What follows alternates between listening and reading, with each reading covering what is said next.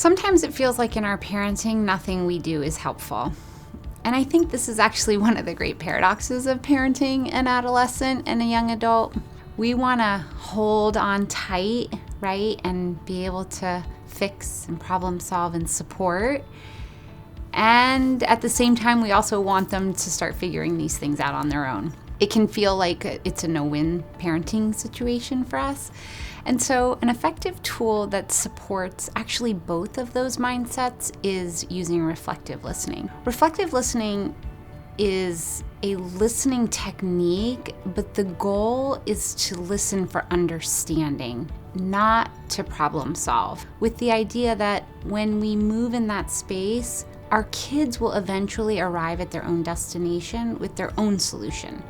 So some of the ways we can use reflective listening is we can validate. I can see that that's really hard for you right now, right? We show empathy. We show some acceptance of the struggle. We can use open-ended questions. Open-ended questions are questions that we pose that cannot be answered with a yes or no.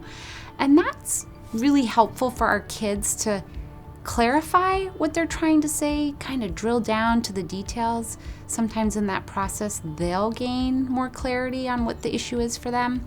And then another way we can use reflective listening as a tool is to summarize back to our kids what we just heard. So it sounds like you're saying this.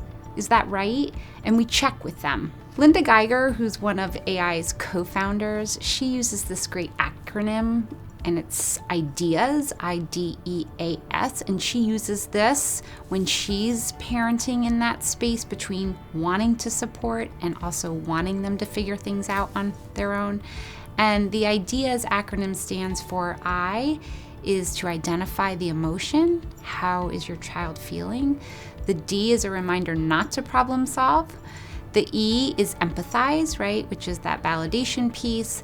The A is action-oriented, right? So that's where you could recruit what's the plan. And then S is just the solidarity.